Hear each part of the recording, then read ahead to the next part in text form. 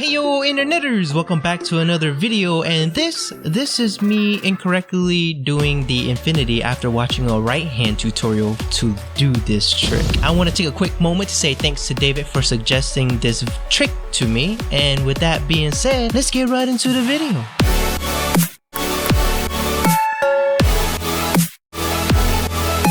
How to do the trick. You want to take the pin and hold it between your index and thumb. Once you hold the pin in this position, similar to how you will write, you want to flick your wrist down and have the pin go all the way down. Then you want to take your middle finger and lift the pin up, and you will hold the pin with your index and middle finger. When you do this, your middle finger should already be out for the pin to land on when the pin goes down. Doing this, the pin will naturally go horizontal to the side. When you combine these two steps, it should move something like this.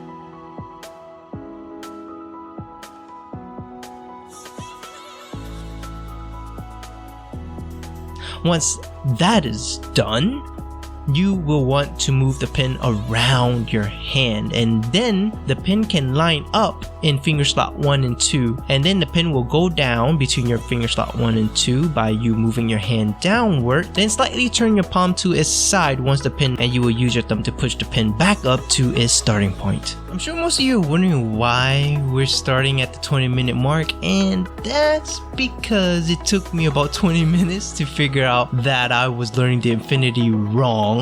And I mentioned that in the beginning of the video is because I was a bit confused because I watched a right hand tutorial and I tried to apply what I learned right-handed to the left hand. I was thinking all I gotta do is do everything the opposite direction, but it didn't turn out that way.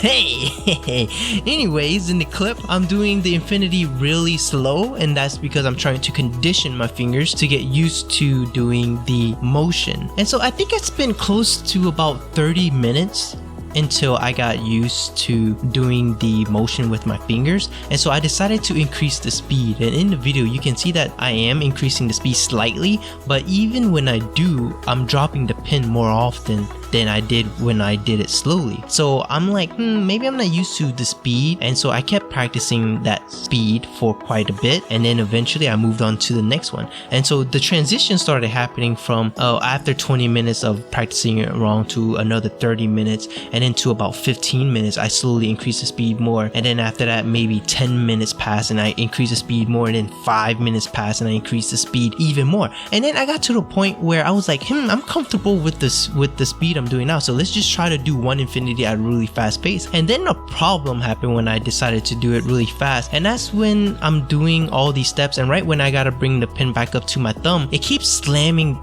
into my palm. And that's because the speed or the momentum was really fast and my fingers wasn't used to lifting the pin back up to its starting point. So that is a problem that occurred and happened to me, and so I kept practicing this and I started to overcome it. And how I overcame it was when a pin is going down between my slot 1 and 2, I started flicking my wrist upward in like an upward motion and slightly turning my wrist to the side, and that really helped because the lift of my palm actually changed and shift the momentum for me instead of trying to shift a really fast momentum from moving my index finger behind my middle finger or on top of my middle finger. So yeah, that's what I did to resolve the issue. And once that started happening, I'm started to do the infinity, or at least one infinity, and it was looking really smooth and it was looking good.